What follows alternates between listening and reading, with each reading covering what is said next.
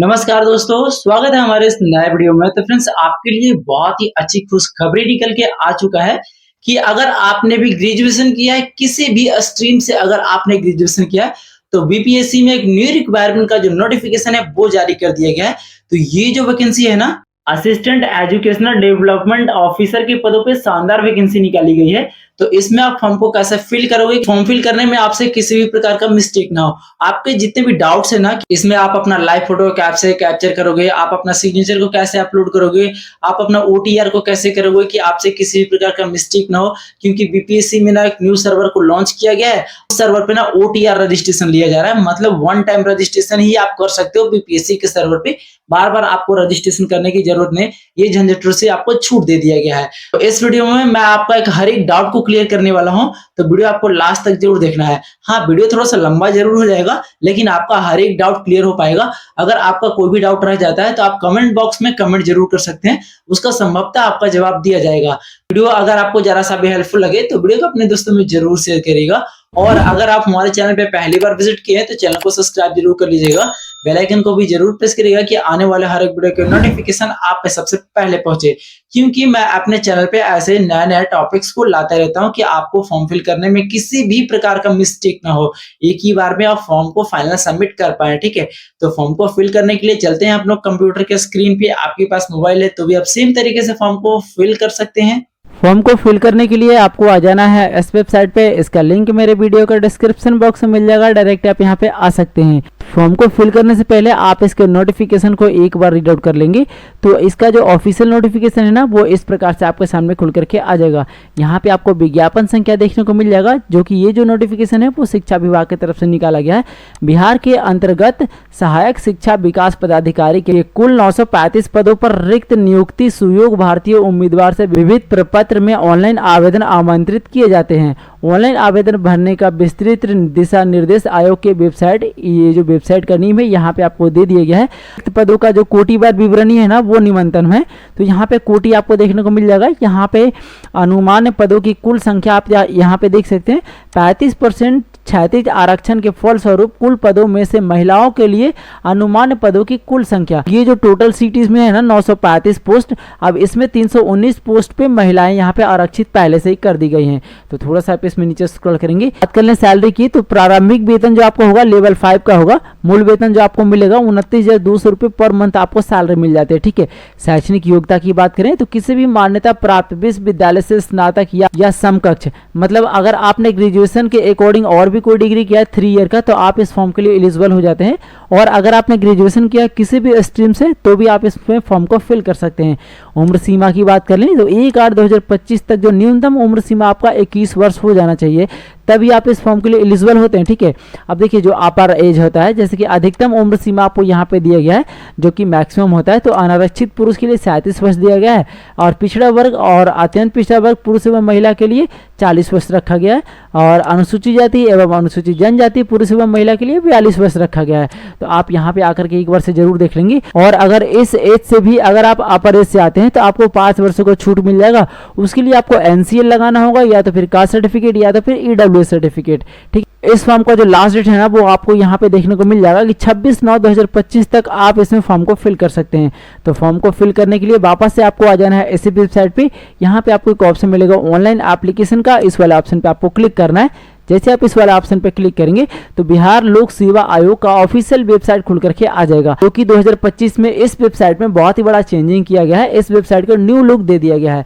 तो इसमें ना आप 1 टाइम रजिस्ट्रेशन लिया जाता है। तो 1 टाइम रजिस्ट्रेशन आप कैसे करोगे, तो देखिए संपूर्ण जानकारी इस वीडियो में आपसे शेयर करूंगा। जैसे कि इससे पहले वाले वीडियो में भी मैंने आपको बताया कि 1 टाइम रजिस्ट्रेशन आप कैसे करोगे, तो इस वीडियो को भी देखिए, आप अपना 1 टाइम रजिस्ट्रेशन प्रक्रिया को पूरा कर सकते हो।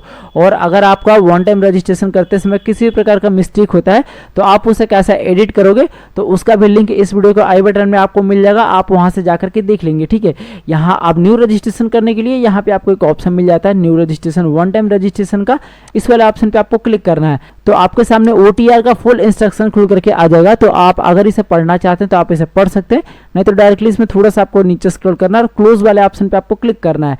जैसे आप क्लोज वाले ऑप्शन पे क्लिक करेंगे तो इसका जो रजिस्ट्रेशन का जो ऑफिशियल पेज होगा ना वो खुल करके आ जाएगा। तो आप अपना ईमेल आईडी यहाँ पे फिल करेंगे, उसके बाद गेट OTP वाले ऑप्शन पे आपको क्लिक करना है।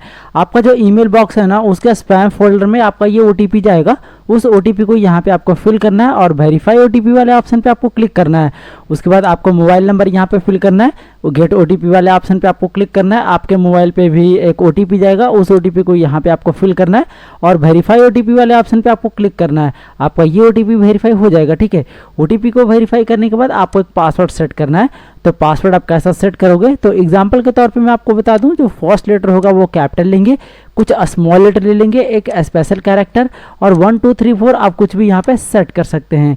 जो पासवर्ड आप यहाँ पे सेट करेंगे ना, सेम पासवर्ड आपको कंफर्म पासवर्ड वाले बॉक्स में भी सेट करना है। कैंडिडेट का नेम आपको यहाँ पे फिल करना है, जो कि 10th के मार्कशीट के अकॉर्डिंग आपको फिल करना है। सेम नेम को यहाँ पे आपको वेरीफाई करना है।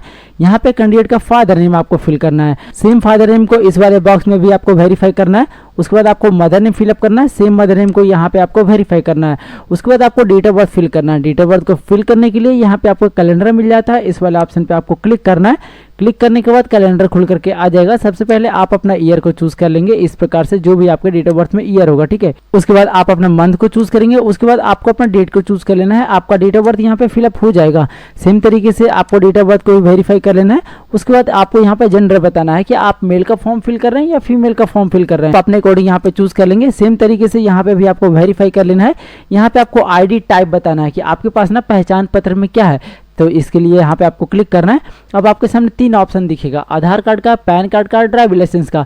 तो आपके पास जो भी है आप यहाँ सिलेक्शन करेंगे। अगर आधार आप सिलेक्शन करते हैं तो आधार नंबर आपको यहाँ पे फिल करना है, सेम आधार नंबर को यहाँ पे आपको वेरीफाई करना है। थोड़ा सा आप नीचे स्क्रॉल करेंगे, यहाँ पे आपसे ये पूछा जाएगा कि which year did you complete, year 10th या मैट्रिक। आपने जो मैट्रिक पास किया ना या तो फिर 10th पास किया, वो किस ईयर में आपने किया है, सिंपली यहाँ पे क्लिक करेंगे और आप अपना ईयर यहाँ से चूज कर लेंगे। उसके बाद आपने 10th जो है ना किस बोर्ड से पास किया है, तो सिंपली यहाँ पे क्लिक करेंगे। आप बोर्ड का लिस्ट आपके सामने खुल करके आ जाएगा। तो आपका बोर्ड का नेम अगर इसमें है तो आप यहाँ पे सिलेक्शन करेंगे, नहीं तो नॉर्मली आप यहाँ पे स्टेट बोर्ड भी चूज कर सकते हो। आपसे यहाँ पे ये पूछा जाएगा कि आपका जो 10th का रोल नंबर है ना वो आपको यहाँ पे फिल करना है। यहाँ पे आपसे ये पूछा जाएगा कि which year did you complete your 12th या तो फिर डिप्लोमा या तो फिर ITI। आप 12th का डिटेल यहाँ पे फिल करना चाहते हैं या तो फिर डिप्लोमा का या तो फिर ITI का, तो आप अपने अकॉर्डिंग यहाँ पे देख लेंगे। उसके बाद उसका पासिंग ईयर आपको यहाँ पे फिल करना है। यहाँ पे क्लिक करेंगे और उसका पासिंग ईयर आपको यहाँ पे चूज कर लेना है। यहाँ पे आपको what is your blood group, मतलब आपका ब्लड ग्रुप यहाँ पे फिल करना है, जो कि मैंडेटरी है। देखिए रेड मार्क लगा हुआ है, इसका मतलब ये फिलअप करना मैंडेटरी हो जाता है। यहाँ पे आपसे फेवरेट स्पोर्ट्समैन पूछा गया है, तो अगर आपका फेवरेट कोई सा भी स्पोर्ट्समैन होगा उसका आप यहाँ पे नाम फिलअप करेंगे और करना है। ये कैप्चा यहाँ पे आपको फिल करना है। आई एग्री वाले ऑप्शन को चेक मार्क करेंगे और रजिस्टर वाले ऑप्शन पे आपको क्लिक करना है। तो आपका जो रजिस्ट्रेशन है ना वो सक्सेसफुली हो चुका है। अब आपको यहाँ पे डिजी लॉकर को वेरीफाई करना है। तो डिजी लॉकर को वेरीफाई करने के लिए आपको यस वाले ऑप्शन पे क्लिक करना है। जैसे आप यस वाले ऑप्शन पे क्लिक करेंगे, थोड़ा सा आपको वेट, डायरेक्टली आपको डिजी लॉकर के वेबसाइट पे लेकर के आ जाएगा। तो जो भी आपके आधार से रजिस्टर्ड मोबाइल नंबर होगा वो आपको यहाँ पे फिल करना है। और अगर आपने डिजी लॉकर अकाउंट पहले कभी क्रिएट किया होगा तो आपको यहाँ पे पिन फिलअप करना है। और अगर आपने अभी तक डिजी लॉकर अकाउंट पे साइन अप नहीं किया है तो आपको क्या करना है, इस वीडियो को आई बटन में उस वीडियो का लिंक मिल जाएगा कि आप डिजी लॉकर अकाउंट में कैसे साइन अप करोगे। तो आप वहां से जाकर साइन अप कर लेंगे। उसके बाद आप अपना पिन यहाँ पे फिल करेंगे और यहाँ पे डिक्लेरेशन को चेक मार्क करेंगे और साइन इन वाले ऑप्शन पे आपको क्लिक करना है। और अगर आपको पिन फॉरगेट नहीं करना है तो यहाँ पे आपको एक ऑप्शन मिलता है पिन लेस ऑथेंटिकेशन का, इस वाले ऑप्शन को भी आपको चेक मार्क कर देना है। उसके बाद आपको साइन इन वाले ऑप्शन पे क्लिक करना है। तो जो भी आपके आधार से मोबाइल नंबर लिंक होगा ना उस पर एक OTP जाएगा, उस OTP को यहाँ पे आपको फिल करना है और साइन इन वाले ऑप्शन पे आपको क्लिक करना है। तो आपके सामने कुछ इस प्रकार का डिजी लॉकर का पेज खुल करके आ जाएगा। तो देखिए जितना भी आपका डिजी लॉकर में जो डॉक्यूमेंट होगा ना वो सबमिट होगा, वो आपको यहाँ पे शो करेगा। तो जिसको भी आपको BPSC के सर्वर पे ज्वाइन करना है उससे आपको क्या करना है, इस प्रकार से चेक करना है। जैसे आप चेक करोगे, जिस चीज को भी आप चेक करोगे वो वहाँ पे ऑटोमेटिकली डॉक्यूमेंट सबमिट ले लेगा। जिस भी डॉक्यूमेंट को आपको BPSC की साइट पे सेट नहीं करना है उसको आपको क्या करना है, चेक नहीं करना है। उसके बाद थोड़ा सा आपको नीचे स्क्रॉल करना है। यहाँ पे आपको एक अलाउ का ऑप्शन मिलेगा, इस वाला ऑप्शन पे आपको चेक मार्क करना है। जैसे आप इस पर क्लिक करेंगे तो आपके सामने कुछ इस तरह का पेज खुल करके आ जाएगा। कुछ इस प्रकार का कंफर्मेशन होगा, डायरेक्टली आपको रीडायरेक्ट कर दिया जाएगा होम पेज पे। जैसे आप होम पेज पे आओगे ना तो अब आपको यहाँ पे लॉगिन करना होगा। जो मोबाइल नंबर या ईमेल आईडी से अभी जो आपने रजिस्ट्रेशन किया उसको आपको यहाँ पे फिल करना है। जो पासवर्ड अभी आपने सेट किया उस पासवर्ड को यहाँ पे आपको फिल करना है और लॉगिन वाले ऑप्शन पे आपको क्लिक करना है। तो आपके सामने कैप्चा ऑथेंटिकेशन का ऑप्शन आ जाएगा। तो ये कैप्चा को आपको यहाँ पे फिल करना है। फिल करने के बाद आपको प्रोसीड वाले ऑप्शन पे क्लिक करना है। तो आपके सामने डिजी लॉकर कन्फर्मेशन का ऑप्शन आ जाएगा। सिंपली आपको यस वाले ऑप्शन पे क्लिक करना है। जैसे आप यस वाले ऑप्शन पे क्लिक करेंगे तो वापस आपको डिजी लॉकर के अकाउंट पे लेकर के आ जाएगा, या तो फिर वापस आपको डायरेक्टली लॉगिन कर देगा। जैसे आपको डिजी लॉकर के अकाउंट पे लेकर के आ जाता है तो वापस आपको मोबाइल नंबर यहाँ पे फिल करना है, पिन आपको यहाँ पे फिल करना है। जैसे ही आप लॉगिन हो जाओगे ना, फाइनली आपका डैशबोर्ड कुछ इस प्रकार से शो करेगा। तो फॉर्म को फिल करने से पहले ना आपको प्रोफाइल को क्रिएट करना होगा।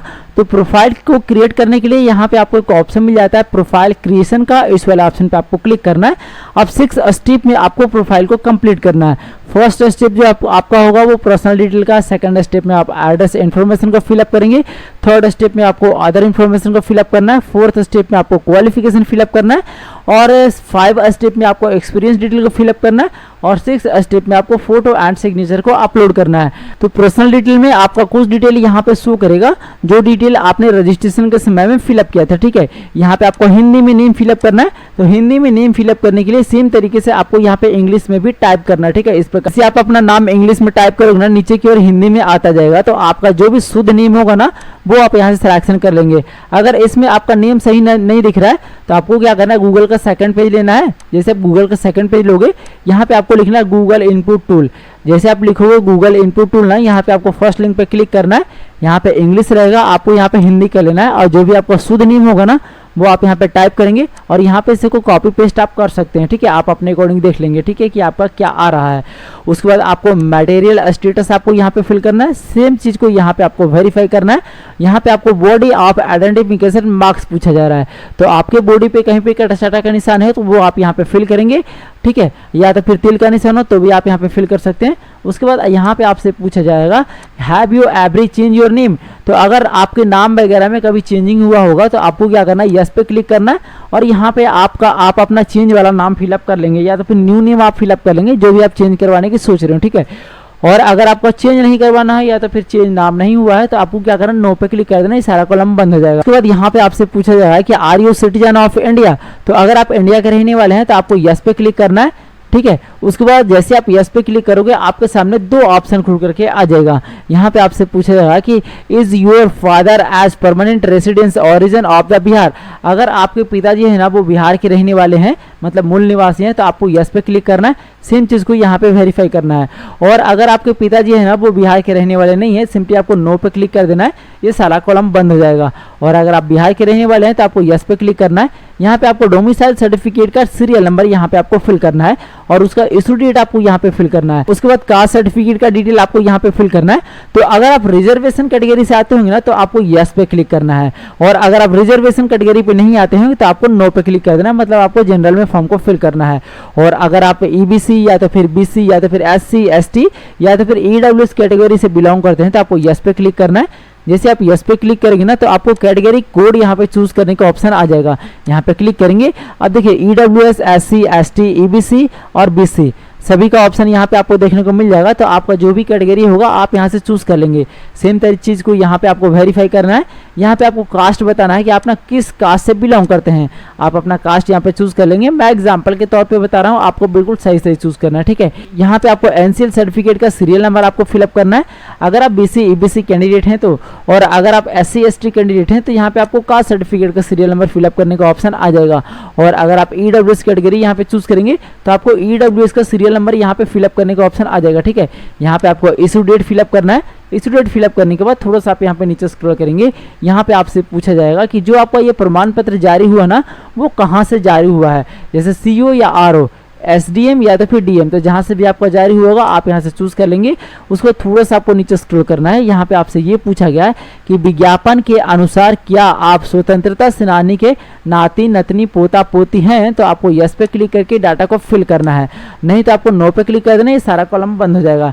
यहाँ पे आपको फिजिकल मेजरमेंट पूछा गया है। तो अगर आपको हाइट, वेट, चेस्ट वगैरह पता होगा तो आप यहाँ पे फिल करेंगे, नहीं तो मैंडेटरी नहीं है, इसे आप खाली छोड़ देंगे। उसको थोड़ा सा आपको नीचे स्क्रॉल करना है, यहाँ पे आपको डिसेबिलिटी डिटेल आपको फिलअप करना है। तो अगर आप विकलांग व्यक्ति होंगे तो आपको क्या करना है, यस पे क्लिक करना है और डाटा को फिल करेंगे, नहीं तो आपको नो पे क्लिक कर देना है। उसके बाद तो स्पोर्ट्स का डिटेल आपको यहाँ पे देना है। तो अगर आपके पास स्पोर्ट्स का कोई अचीवमेंट होगा तो आपको यस पे क्लिक करना है और उसके बाद थोड़ा सा आपको नीचे स्क्रॉल करना है। एक्स सर्विसमैन का डिटेल आपको यहाँ से पूछा जाएगा, तो अगर आप एक्स सर्विसमैन होंगे तो आपको यस पे क्लिक करके डाटा को फिल करना है, नहीं तो आपको नो पे क्लिक कर देना है, सारा कॉलम बंद हो जाएगा, ठीक है। उसके बाद एनसीसी कैडेट अगर आप होंगे तो आपको यस पे क्लिक करके डाटा को फिल करेंगे, नहीं तो आपको नो पे क्लिक कर देना है। गवर्नमेंट एम्प्लॉय अगर आप बिहार सरकार के कर्मचारी हैं तो आपको यस पे क्लिक करना है, और अगर आप सेंट्रल गवर्नमेंट के कर्मचारी हैं तो आपको नो पे क्लिक कर देना है, ठीक है। आप अपने अकॉर्डिंग यहाँ पे चूज कर लेंगे। उसके बाद आपको सेव वाले ऑप्शन पे क्लिक करना है। तो ये डाटा आपका सक्सेसफुली सेव कर लिया गया है। अब आपको सेकंड स्टेप पे कैसे जाना है, तो देखिए स्टेप 2 एड्रेस इन्फॉर्मेशन का ऑप्शन आपको यहाँ पे देखने को मिल जाएगा। तो यहाँ पे आपको क्लिक करना है। जैसे आप यहाँ पे क्लिक करेंगे तो सबसे पहले आपको परमानेंट एड्रेस फिलअप करना होगा। तो जो भी आपका परमानेंट एड्रेस होगा ना, एड्रेस लाइन 1 में आप अपना विलेज का नेम फिलअप करेंगे, जो कि इसी प्रकार से आपको करना है। एड्रेस लाइन 2 में आप अपना पोस्ट ऑफिस का नेम फिलअप करेंगे। एड्रेस लाइन 3 में आपको अपना पुलिस स्टेशन का नाम फिलअप करना है। उसके बाद आपको स्टेट चूज करना है कि आप ना किस स्टेट के रहने वाले हैं, यहाँ पे आपको क्लिक करना है। और आप जिस भी स्टेट के रहने वाले हैं आप अपने स्टेट को चूज कर लेंगे। जो आप स्टेट चूज करोगे ना उसके अकॉर्डिंग आपको यहाँ पे डिस्ट्रिक्ट चूज करना होगा। यहाँ पे क्लिक करेंगे और आप अपना होम डिस्ट्रिक्ट को चूज कर लेंगे। यहाँ पे आपको एरिया पिन कोड फिलअप करना है। उसके बाद यहाँ पे आपसे पूछा जा रहा है कॉरस्पॉन्डेंट एड्रेस। तो अगर जो आपने परमानेंट एड्रेस फिलअप किया और जो आपको कॉरस्पॉन्डेंट एड्रेस है, अगर दोनों सेम है तो आपको इसे चेक मार्क कर देना है, ये ऑटोमेटिकली फिलअप हो जाएगा। और अगर आपका सेम नहीं है तो आपको क्या करना है, इसे दोबारा से आप फिलअप कर लेंगे। उसके बाद सेव वाले ऑप्शन पे क्लिक करना है। ये डाटा भी आपका सक्सेसफुली सेव कर लिया जाएगा। उसके बाद आपको अदर इन्फॉर्मेशन वाले ऑप्शन पे क्लिक करना है। तो ये पूछा जाएगा कि क्या आपके विरुद्ध लंबित अदालती कार्यवाही या तो फिर आपराधिक कार्यवाही का विवरणी है आपके पास। मतलब जिस व्यक्ति का आप फॉर्म फिल कर रहे हैं उनके ऊपर अगर किसी प्रकार का आपराधिक मामला दर्ज हुआ तो आपको कौन सा आपराधिक मामला दर्ज है वो आप यहाँ से चूज कर लेंगे। और किसी भी प्रकार का आपराधिक मामला दर्ज नहीं है तो आपको क्या करना है, नो यहाँ से चूज करते जाना सभी कॉलम को। उसको थोड़ा सा आपको नीचे स्क्रॉल करना है। पुरस्कार या पदक या छात्रवृत्ति या आदि का विवरणी आपको यहाँ पे देना है। तो अगर आपको किसी भी चीज में पुरस्कार मिला हो या तो फिर पदक मिला हो या तो फिर छात्रवृत्ति मिला हो तो उसका डिटेल अगर आप यहाँ पे फिल करना चाहते हैं तो यहाँ पे उसका विवरणी आप लिख सकते हैं टिप्पणी के अनुसार, ठीक है। और अगर आप उसका विवरणी नहीं देना चाहते हो या तो फिर आपको मिला ही नहीं हो तो डायरेक्टली आपको नीचे स्क्रॉल करना है, एक सेव का ऑप्शन मिलेगा, इस पे आपको क्लिक करना है। ये डाटा आपका सक्सेसफुली सेव कर लिया जाएगा, ठीक है। उसके बाद आपको स्टेप 4 क्वालिफिकेशन इन्फॉर्मेशन को फिलअप करना है। उसके लिए आपको यहाँ पे क्लिक करना है। जैसे आप यहाँ पे क्लिक करेंगे थोड़ा सा आपको नीचे स्क्रॉल करना होगा। सबसे पहले ना आपको 10th का डिटेल यहाँ पे फिल करना है। तो सबसे पहले आपको 10th का डिटेल फिलअप करना है। उसके लिए यहाँ पे आपको क्लिक करना है और 10th या मैट्रिक आप यहाँ से चूज कर लेंगे। सेम चीज को यहाँ पे आपको वेरीफाई करना है। वेरीफाई करने के बाद ना यहाँ पे आपको सब्जेक्ट या ब्रांच पूछा जाएगा। तो 10th में ना आपका सभी सब्जेक्टों का एग्जाम होता है तो ये ब्लैंक आएगा, ठीक है। उसके बाद यहाँ पे आपसे पूछा जाएगा कि आपने जो 10th पास किया ना वो किस राज्य से किया है। यहाँ पे क्लिक करेंगे और आप अपना स्टेट को चूज कर लेंगे। आप जो स्टेट आप चूज करेंगे ना और आपके स्टेट में जो भी बोर्ड या यूनिवर्सिटी चलता होगा उसका लिस्ट यहाँ पे खुल करके आ जाएगा। तो आप अपने अकॉर्डिंग यहाँ पे चूज कर लेंगे। और अगर आपका बोर्ड या यूनिवर्सिटी नहीं आता है तो आपको स्टेट बोर्ड को भी यहाँ से चूज कर लेना, ये भी आपका कोई दिक्कत होने वाली बात नहीं है, ठीक है। उसके बाद क्वालिफिकेशन का स्टेटस आपसे यहाँ पे पूछा जाएगा। सिंपली यहाँ पे क्लिक करेंगे और पास्ट और क्वालिफाई को आप यहाँ से चूज कर लेंगे। उसके बाद डेट ऑफ द कंप्लीशन, मतलब आपका जो 10th कंप्लीट हुआ ना वो किस डेट में कंप्लीट हुआ, तो आपको 10th का इशू डेट आपको यहाँ पे फिल करना है। तो इस वाले कैलेंडर वाले ऑप्शन पे आपको क्लिक करना है। तो कैलेंडर खुल करके आ जाएगा। सबसे पहले आप अपना 10th का ईयर चूज कर लेंगे, किस ईयर में आपने पास किया है। उसके बाद आप अपना मंथ को चूज करेंगे। उसके बाद आपको अपना डे को चूज कर लेना है। यहाँ पे उसका डेट फिलअप हो जाएगा। यहाँ पे आपको एक्स्ट्रा अटेम्प्ट बताना है। तो देखिए जी एक्स्ट्रा अटेम्प्ट में बहुत सारे लोगों के मन में कन्फ्यूजन होता है। तो इसमें कन्फ्यूजन क्या होता है, जैसे कि आपने 10th पास किया वो 2012 में किया, ठीक है। सपोर्ट मान लो कि आप 2012 में 10th पास किया, जैसे कि मैंने यहाँ पे फिलअप किया, ठीक है। तो आपका रजिस्ट्रेशन इसमें कब हुआ होगा, 2011 में हुआ होगा। तो अगर आपने 2011 में आपका रजिस्ट्रेशन हुआ और 2012 में आपने 10th पास कर लिया तो आपने एक्स्ट्रा अटेम्प्ट कितना लिया, 0 लिया, ठीक है। तो आप यहाँ से 0 फिलअप कर लेंगे। और अगर आप जो 10th पास किए ना वो 2013 में पास किए हैं तो आपको क्या करना होगा, यहाँ से एक फिलअप करना होगा, क्योंकि एक बार आपने एक्स्ट्रा अटेम्प्ट लिया इसमें, ठीक है। और अगर आपने एक बार भी नहीं लिया एक्स्ट्रा अटेम्प्ट तो आपको 0 यहाँ से फिलअप कर लेना, ठीक है। उसके बाद ऑब्टेन्ड मार्क्स आपको यहाँ पे बताना है कि आपका ना 10th में कितना नंबर आया, आप यहाँ पे फिल कर लेंगे। उसके बाद टोटल मार्क्स आपको यहाँ पे बताना है कितने नंबर का आपका एग्जाम हुआ। उसके बाद परसेंटेज आपको यहाँ पे फिल करना है, कितना आपका परसेंटेज आया 10th में, वो चीज़ आप यहाँ पे फिल कर लेंगे। यहाँ पे आपको नंबर ऑफ एटॉमिक मंथ्स, मतलब आपका जो 10th का क्वालिफिकेशन है ना वो कितने मंथ में आपको क्लियर हो गया, ये आपको यहाँ पे क्लिक करना है। जैसे आप यहाँ पे क्लिक करेंगे तो यहाँ पे नंबरिंग सिस्टम खुल करके आ जाएगा। आप देखेंगे कि आपका जो 10th का क्वालिफिकेशन का जो मंथ है ना ड्यूरेशन, जैसे कि 12 मंथ, 18 मंथ, 24, 30, 36, जो भी आपका ड्यूरेशन होगा आप यहाँ से चूज कर लेंगे, ठीक है। आप अपने अकॉर्डिंग चूज करेंगे, मैं एग्जांपल के तौर पे सिर्फ आपको बता रहा हूँ, ठीक है। यहाँ पे क्लास या ग्रेड आपको बताना है, सिंपली यहाँ पे क्लिक करेंगे। अब आपने फर्स्ट डिवीजन पास किया है, सेकंड डिवीजन, थर्ड डिवीजन या पास है, आप अपने अकॉर्डिंग चूज कर लेंगे। यहाँ पे आपको मोड बताना है, सिंपली यहाँ पे क्लिक करेंगे। अब आपने जो 10th पास किया ना वो रेगुलर से किया या फिर डिस्टेंस से किया, तो यहाँ पे आप चूज कर लेंगे। उसके बाद आपको कंपलसरी सब्जेक्ट में ब्लैंक आएगा, आप इसे खाली छोड़ देंगे। यहाँ पे आपको रोल नंबर फिलअप करना है कि 10th में आपको कितना रोल नंबर था। यहाँ पे आपको पासिंग ईयर बताना है, सिंपली यहाँ पे क्लिक करेंगे और आप अपने 10th का पासिंग ईयर यहाँ से चूज कर लेंगे। चूज करने के बाद आपको ऐड वाले ऑप्शन पे क्लिक करना है, ये क्वालिफिकेशन आपका ऐड होकर के ऊपर की ओर आ जाएगा, ठीक है। उसके बाद आपको 12th का डिटेल ऐड करना है, यहाँ पे क्लिक करेंगे और 12th को चूज कर लेंगे। सेम तरीके से आपको 12th को यहाँ पे भी वेरीफाई करना है। अब आपको यहाँ पे ये बताना है कि 12th जो आपने किया ना वो किस ब्रांच या फिर सब्जेक्ट से किया है। यहाँ पे क्लिक करेंगे, आर्ट्स, साइंस, कॉमर्स जो भी आपका है आप यहाँ से चूज कर लेंगे। उसके बाद स्टेट आपको बताना है किस स्टेट से आपने 12th पास किया। उसके बाद डिस्ट्रिक्ट आपको बताना है किस डिस्ट्रिक्ट से आपने किया है। उसके बाद क्वालिफिकेशन स्टेटस आपको बताना है, पास है या अपेयरिंग है, तो आप अपने अकॉर्डिंग चूज कर लेंगे। मतलब पास वाले ही इस फॉर्म को फिल कर सकते हैं, तो आपको पास ही चूज करना होगा, ठीक है। उसके बाद कंप्लीट, मतलब किस डेट में आपका ये कंप्लीट हुआ, तो आप सर्टिफिकेट का इशू डेट आपको यहाँ पे फिल करना है। एक्स्ट्रा अटेम्प्ट जैसे कि मैंने अभी आपको बताया, आप अपने अकॉर्डिंग यहाँ पे फिलअप कर लेंगे। उसके बाद ऑब्टेन्ड मार्क्स आपको यहाँ पे फिल करना है, कितने का आपका एग्जाम हुआ, फुल मार्क्स यहाँ पे फिल करना है। यहाँ पे क्लिक करेंगे और फुल मार्क्स को फिलअप कर लेंगे। यहाँ पे परसेंटेज आपको बताना है कितना परसेंटेज आपका आया। यहाँ पे number of the atomic months आपको बताना है कि आपका जो 12th का कोर्स रहा ना वो कितने मंथ का रहा, तो आप अपने अकॉर्डिंग यहाँ से चूज कर लेंगे। यहाँ पे क्लास या ग्रेड आपको बताना है, यहाँ पे क्लिक करेंगे, फर्स्ट, सेकंड, थर्ड जो भी आपका होगा आप यहाँ चूज कर लेंगे। मोड आपको यहाँ पे बताना है, यहाँ पे क्लिक करेंगे और रेगुलर या तो फिर डिस्टेंस आप अपने अकॉर्डिंग चूज करेंगे। यहाँ पे कंपलसरी सब्जेक्ट अगर आपका है तो आप चूज भी कर सकते हैं, नहीं तो इस कॉलम को आप खाली छोड़ देंगे, मैंडेटरी नहीं है, ठीक है। यहाँ पे आपको 12th का रोल नंबर फिलअप करना है, जो भी आपका रोल नंबर होगा।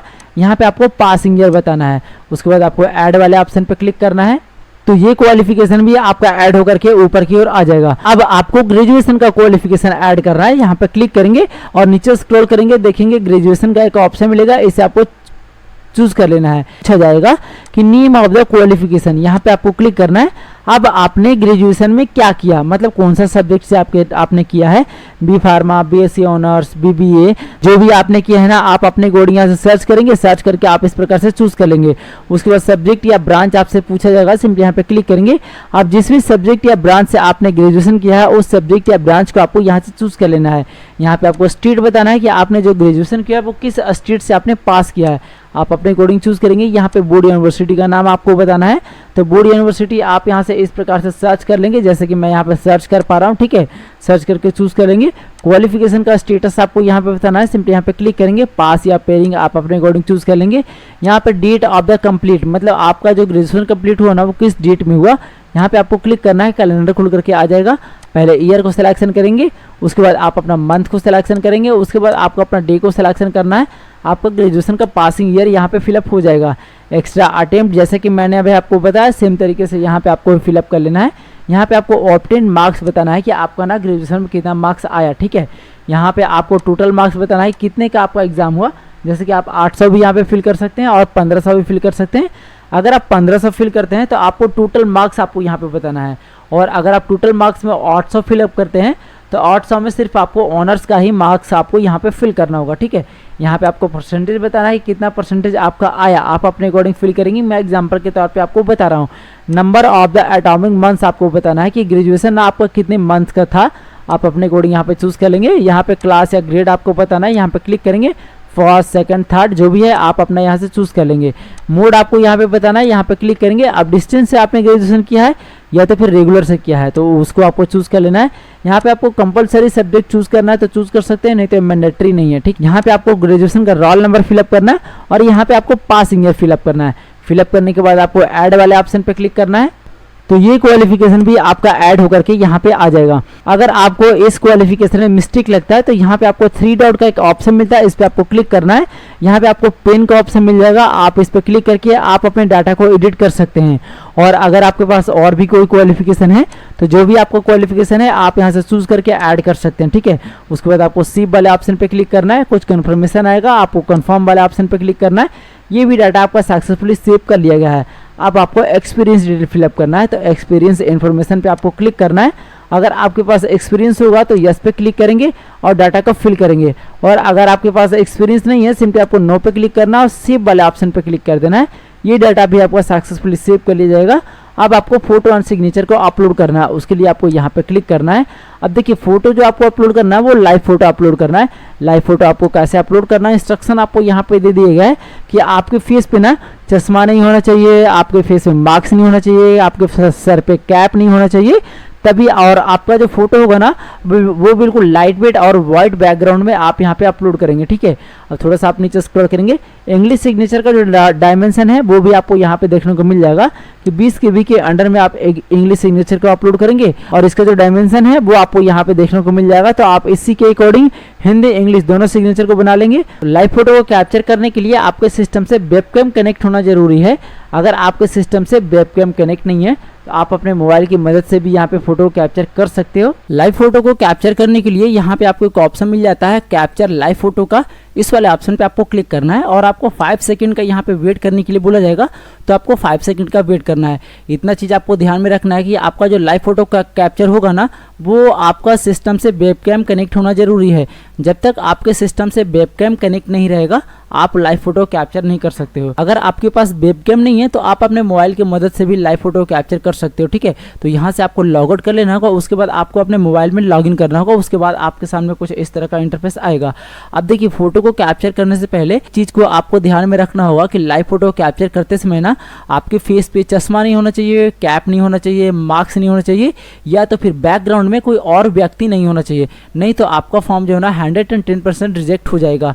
तो देखिए लाइव फोटो को आप कैसे कैप्चर करोगे तो सारे इंस्ट्रक्शन मैं अभी आपको दिखा दे रहा हूँ। तो जैसे आपको यहाँ पे फेस आ जाता है ना, आपको क्या करना है सेट इमेज वाले ऑप्शन पे क्लिक करना है। सेट इमेज वाले ऑप्शन पे क्लिक करने से पहले ना एक चीज का आपको ध्यान में रखना होगा कि आपका जो जिस एरिया में आप फोटो ले रहे हैं ना उस एरिया का जो लाइट होगा ना वो बिल्कुल क्लियर होना चाहिए, मतलब आपका फेस बिल्कुल क्लियर दिखना चाहिए इसमें। ठीक है, जैसे ही आपका लाइव फोटो कैप्चर कर लेगा ना यहाँ पे आपका शो करेगा फोटो अपडेटेड सक्सेसफुली, सिंपली आपको ओके वाले ऑप्शन पे क्लिक करना है, आपका लाइव फोटो यहाँ पे शो करेगा। ठीक है, उसके बाद आपको थोड़ा सा नीचे स्क्रॉल करना है। सिग्नेचर का साइज मैंने अभी आपको डिस्कस किया, उसी प्रकार से सिग्नेचर का साइज आप बना लेंगे और यहाँ पे चूज फाइल पे क्लिक करके आप अपने सिग्नेचर को अपलोड कर लेंगे। उसके बाद आपको आई एग्री वाले ऑप्शन को चेक मार्क करना है, थोड़ा सा आप नीचे स्क्रॉल करेंगे, सबमिट एंड लॉक प्रोफाइल वाले ऑप्शन पे आपको क्लिक करना है। कुछ इस तरह का कंफर्मेशन मांगा जाएगा, सिंपली आपको कंफर्म वाले ऑप्शन पे क्लिक कर देना है। आपका जो प्रोफाइल क्रिएशन का जो डैशबोर्ड था ना वो कंप्लीट हो जाएगा, मतलब आपका OTR सक्सेसफुली कंप्लीट हो चुका है। अब देखिए आपको फॉर्म को फिल करने से पहले ना कुछ चीज़ों को आपको ध्यान में रखना होगा। तो देखिए यहाँ पे आपको एक ऑप्शन मिलेगा माय अकाउंट का, इस वाले ऑप्शन पे आपको क्लिक करना है। जैसे इस वाले ऑप्शन पे आप क्लिक करेंगे तो आपका जो अकाउंट होगा ना, जैसे कि आपने OTR अभी जनरेट किया, वो पूरा डिटेल आपको यहाँ पे शो करेगा। आप इसे देखना चाहते हैं तो व्यू प्रोफाइल पे क्लिक करके आप अपने प्रोफाइल को देख सकते हैं कि आपने जो फिलअप किया है वो सही है या नहीं है। अगर आपके OTR में कुछ मिस्टेक लगता है तो OTR को आप एडिट कैसे करोगे तो उस वीडियो का लिंक इस वीडियो के आई बटन में आपको मिल जाएगा, आप वहां से जाकर के देख लेंगे कि आप अपने OTR को कैप्चर कैसे कर पाओगे। ठीक है, आप फॉर्म को फिल करने के लिए यहाँ पे आपको एक ऑप्शन मिलता है न्यू एप्लीकेशन का, इस वाले ऑप्शन पे आपको क्लिक करना है। तो आपके सामने BPSC के अंतर्गत जितनी भी वैकेंसी यहाँ पे लाइव चल रही होगी वो पूरा डिटेल आपको यहाँ पे शो करेगा। तो आप अपने क्वालिफिकेशन के अकॉर्डिंग जिस भी वैकेंसी के लिए आप एलिजिबल होंगे ना, आपको क्या करना है यहाँ पे आपको एक व्यू का ऑप्शन मिलेगा, इस पे आपको क्लिक करना है। तो जैसे कि इस वीडियो में अभी हम लोग बात कर रहे हैं assistant educational development officer under education department का 87/2025 यहाँ पे नोटिफिकेशन नंबर आपको देखने को मिल जाएगा। इसके सामने आप जाएंगे, इसका लास्ट डेट और स्टार्टिंग डेट भी आपका देखने को मिल जाएगा। आपको क्या करना है व्यू वाले ऑप्शन पे क्लिक करना है। जैसे आप व्यू वाले ऑप्शन पे क्लिक करेंगे, थोड़ा सा आपको यहाँ पे वेट करना होगा। आपके सामने कुछ इस तरह का इंटरफेस खुल करके आ जाएगा। आपको चेक एडवर्टाइजमेंट्स क्राइटेरिया वाले ऑप्शन पे क्लिक करना है। जैसे आप इस पे क्लिक करेंगे, वापस से आपको थोड़ा सा वेट करना होगा। तो आपके सामने जो भी आपने OTR में डाटा फिल किया वो पूरा डिटेल आपको यहाँ पे शो करेगा। आप नीचे स्क्रॉल करेंगे, यहाँ से आप देख लेंगे, ठीक है। जो कुछ चीज़ें आपने यहाँ पे फिल किया वो पूरा डिटेल आपको यहाँ पे शो करेगा। आपको यहाँ पे फिलअप क्या क्या करना है। तो देखिए OTR में जितना भी क्वालिफिकेशन आपने यहाँ पे फिल किया वो पूरा क्वालिफिकेशन आपका आ चुका है, ठीक है। उसके बाद थोड़ा सा आपको यहाँ पे नीचे स्क्रॉल करना है। यहाँ पे आपको एक ऑप्शन मिलेगा प्लीज़ चूज़ योर पोस्ट। तो यहाँ पे ये जो पोस्ट है ना वो ऑटोमेटिकली चूज़ आएगा, इससे आपको चूज़ नहीं करना है, ठीक है।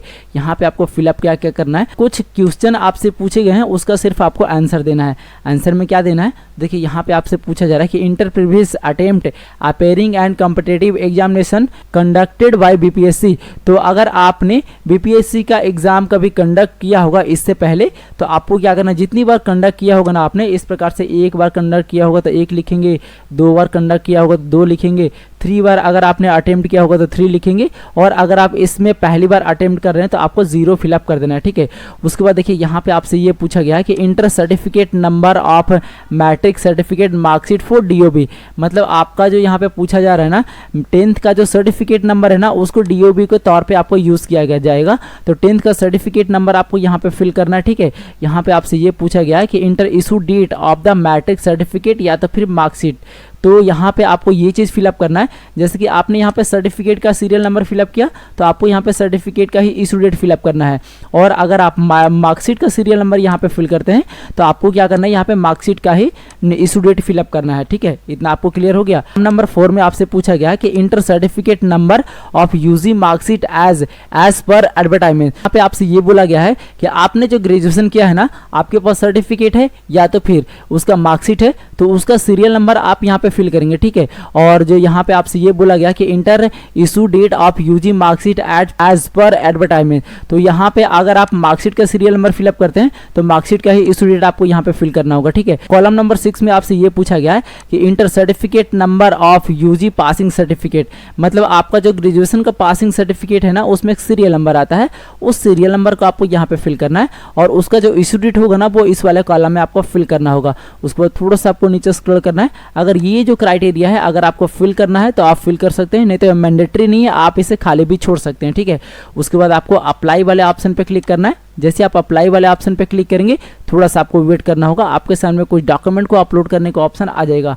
तो देखिए डॉक्यूमेंट में आपको क्या क्या अपलोड करना है, तो 10th क्लास का सर्टिफिकेट या तो फिर आप मार्कशीट भी यहाँ पे अपलोड कर सकते हैं।